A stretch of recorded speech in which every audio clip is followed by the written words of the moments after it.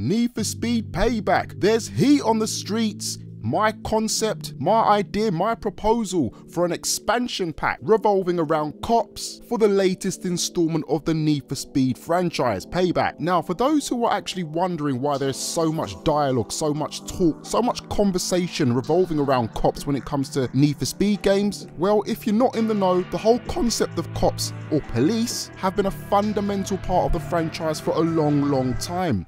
The police obviously are a law enforcement agency to fight delinquency such as reckless driving and property theft. They are often involved with races in pursuits. Police will often communicate between active units by using police radio codes to organise instances of advanced driving strategies. They have been a primary feature of the Need for Speed series since the release of The Need for Speed. The first major role was in Need for Speed Hot Pursuit, as it was the first Need for Speed title to feature playable police vehicles in the title's PC release, whilst the PlayStation 1 release of the Need for Speed High Stakes was the first console-based installment to feature a cop mode. The police also returned in Need for Speed Porsche Unleashed, but only as an obstacle for racers. Police also appeared in Need for Speed Hot Pursuit 2 alongside a Be the Cop mode that allowed players to take part in a police career. The police were actually removed from the Underground series titles, and with their return to the series being a main aspect of Need for Speed Most Wanted, as well as majority of other titles released afterwards except for Need for Speed Pro Street and the Shift series. So it should come as no surprise that when Need for Speed Payback was actually launched without any free roaming cops, there was a massive outpouring, a massive outcry, quite a lot of displeasure from the Need for Speed community, which as you can see is stretched across multiple years worth of gaming, decades in fact. Whether you like cops, whether you loathe cops, they have become a main staple and fundamental part of the series itself. Now admittedly, the concept that I've come up with that I'm going to share with you today does draw on inspirations from things such as the Calling All Units DLC from The Crew, as well as previous Need for Speed titles such as Hot Pursuit, with some people complaining about boredom within Payback, with some people claiming to have forgotten about the game after completing the single player campaign. The whole purpose of this DLC is to add purpose to the open world environment, aggression, tension, heat, and just basically bring the whole city to life, bring the whole map to life, give it more character and create a more volatile stroke vigilante us against them style feel. So let's talk about some of the actual game modes that make up part of this heat on the street concept idea. Starting off with survival mode. How long can you last? No, not in bed, you dirty pervert, you scumbag. Talking about on the streets, how long can you last when the cops, when the police are chasing you down? This is a traditional mode. This is something that we're all used to.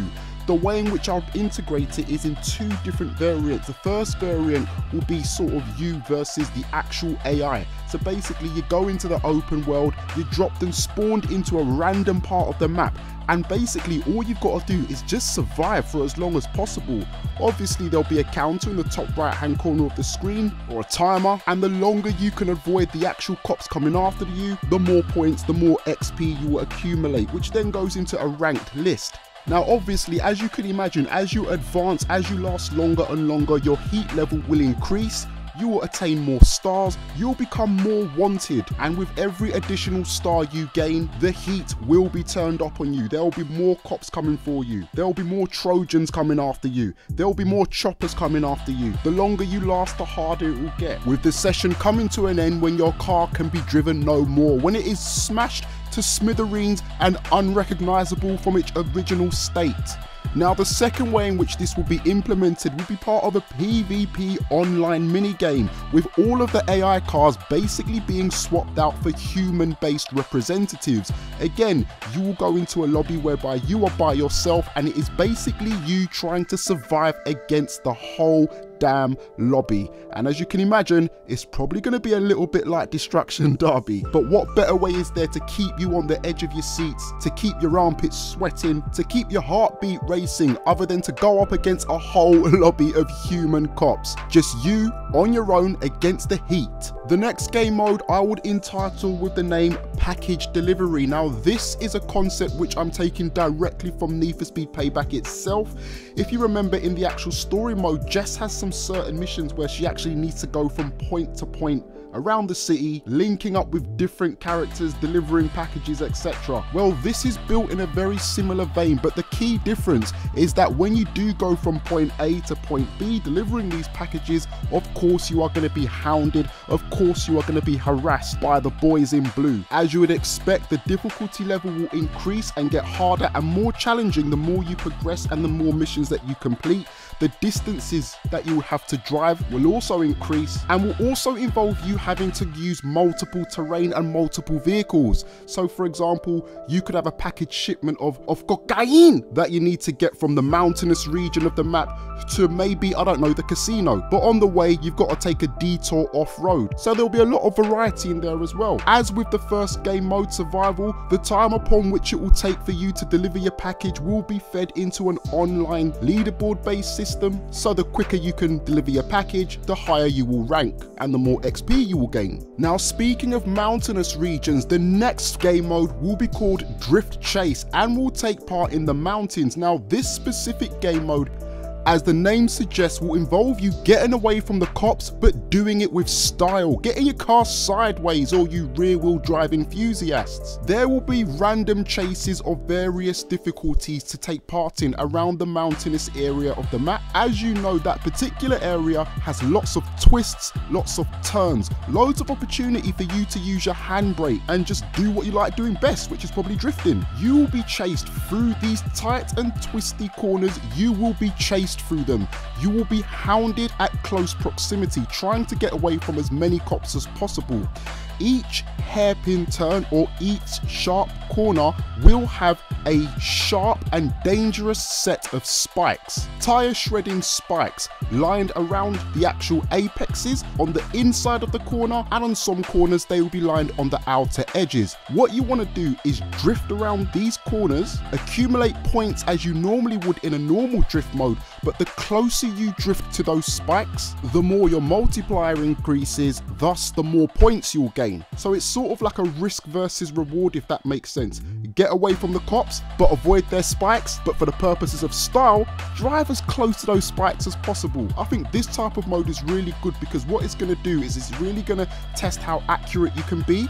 It's going to take concentration, it's going to be tense, and like I said, the whole premise of risk versus reward. How close do you dare put your front bumper or your rear end to the spike strip? As with the other modes, your score will be added into an online leaderboard, you will gain your XP and you will gain rank. Moving on, the fourth mode will be known as Cop Takedown. Yes, quite simple, quite straightforward. I think everybody understands that. Once again, you are spawned into an area of the map and your task, should you choose to accept it, is to take down, destroy and disable as many cop cars as you possibly can within a given time frame. Now, these cop cars are not just going to be stock. They're not just going to be basic with no character whatsoever, just driving around waiting for you to be hit. No, what they're going to do is they're going to try and defend themselves. Cops will come out in the form of waves, sort of like you would expect in sort of like a first-person shooter survival mode. But as you clear each wave, the next wave will come with stronger armor, higher levels of reinforced steel around the actual chassis themselves,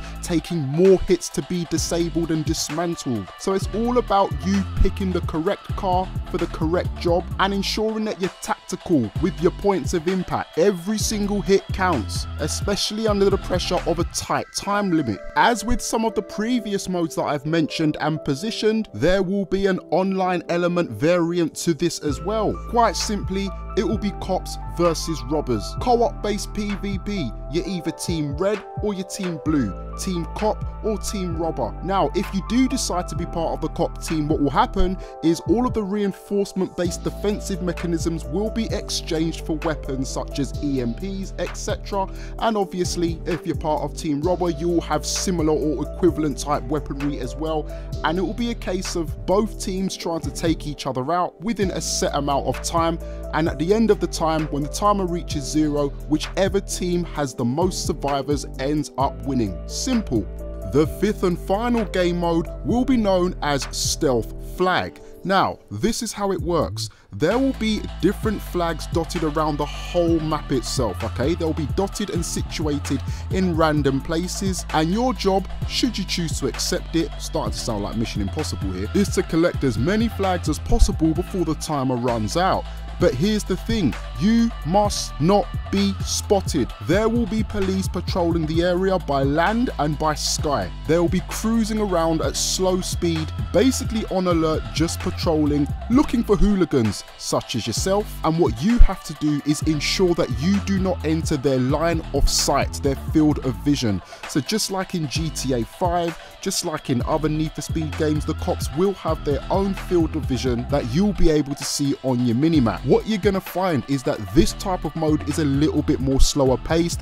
It uses a lot more stealth and timing, as you're not actually going to be focused on getting away from chasing cops, but avoiding being seen. So it's almost like a little bit of a hide and seek mode, which I think is nice to have, as it's a totally different change of pace. As always, the more flags that you manage to get, the more rank and points you get, and the more difficulty the cops will become. The more difficult the cops will become. Struggling with English here. As your heat level increases, the field of view that the cops have becomes wider. As your heat increases on the street, they will start calling in more reinforcements. 2x2, 3x3, and as I mentioned earlier, even go as far as calling in the choppers by way of sky reinforcement.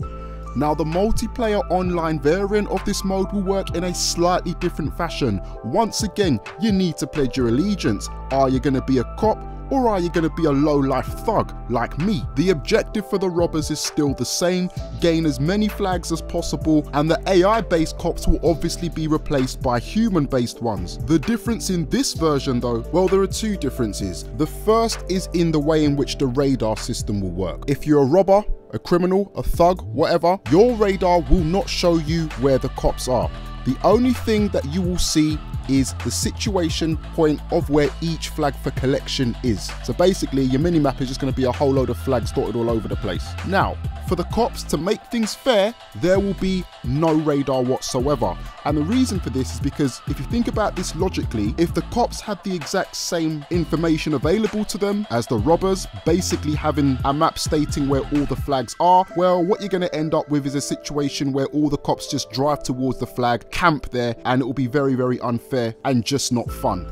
Now, there will be a set target of flags that need to be grasped and grabbed and captured within a time limit, and if you're a cop, your objective is to stop this from happening. Take out as many robbers, as many thugs, as many criminals as possible to stop them from reaching their goal. Now, because there won't be any information in relation to the whereabouts of your opponents on your minimap, you're gonna have to rely on your instinct and knowledge of the open world itself. So it's gonna encourage you to really understand the actual map. Instinct will play a huge part, and for this reason, both teams will have access to weaponry in the form of pursuit tech. You can expect to find yourself in all sorts of crazy scenarios and situations. Take the next turning on the right. Driving down the street, oh look, there's a flag over there, but there's a cop car in front of it. However, the person who's in the cop car has no idea you're driving up behind him.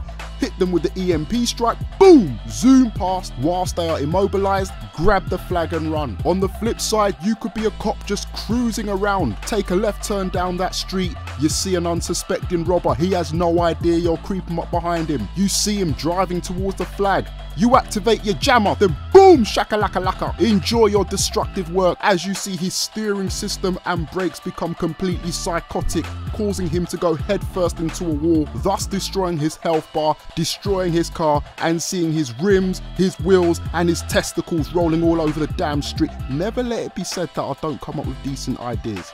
Right then, now we know the game modes, a very quick rundown of the weapons, something I've been alluding to throughout this whole video so far. So, just like in Need for Speed Hot Pursuit, if you're a cop, you will be armed with an EMP, a roadblock, helicopter support, and spike strips. And obviously, if you're a racer, getaway driver, robber, whatever you want to call it, you will be lined with turbos, jammers, spike strips, and EMPs. As I've mentioned earlier on in the video, as I've mentioned throughout this whole video, as your wanted level increases, as your stars go up, as your heat on the street reaches boiling point, the level of cop car that you go up against, the level of cop vehicle that you encounter will obviously increase in its aggression and difficulty. 1 star will be traffic-based police, 2-star highway patrol, 3-star rapid deployment, 4-star speed enforcement, and 5-star will be the special response, the whole damn city after your back bottom. That there is my presentation, my own concept, my own idea for an extended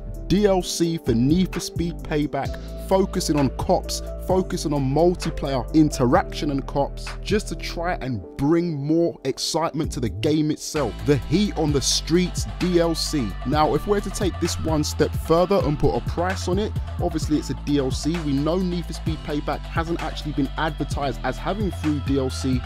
What I would do is as follows. Those people who bought the deluxe edition of the game, I feel they must be rewarded for spending more money, and as a result this would be a free download for those people. Those people who bought the standard version, which was obviously cheaper, I would charge this DLC at a price of no more than $9.99, which I think is quite fair, considering in most cases you see season passes which are £20–25 or bucks. I think £9.99 or $9.99 is not too much for such an expansion. Anyway guys, as always, I am interested in knowing what your thoughts are. In fact, 2 things. Firstly, let me know what your ideas are for different modes that could be added to this DLC. Obviously it's a fictional DLC, but just to get the conversation going, let me know what kind of cop-based idea you've got for the Heat on the Streets DLC. Also, if you're handy with your artwork, if you're someone that's good at designing graphics, if you're someone that knows how to do UIs, user interfaces, feel free to make some concept-based artwork and send it to me. My Twitter information is in the description box. Also hit me up in my Discord and send me your ideas and messages directly through there, because I will be making a follow-up video to this like I normally do as a shout-out series, sharing your wonderful creations and suggestions to the world. That includes your comments as well. Also, if you're looking forward to the Crew 2, which you should be, and maybe you might have been disappointed with the first version of the game, which I hope you weren't, but if you were, it's understandable, check out my video-based letter to Ivory Tower, which will come up in the description box as well as at the end of this video, and it should have popped up in the top right hand corner of your screen halfway through this video as well. Check it out, my letter to Ivory Tower focused on potential improvements for the Crew 2. So hit the like button if it's your first time around here. I wish you a born welcome.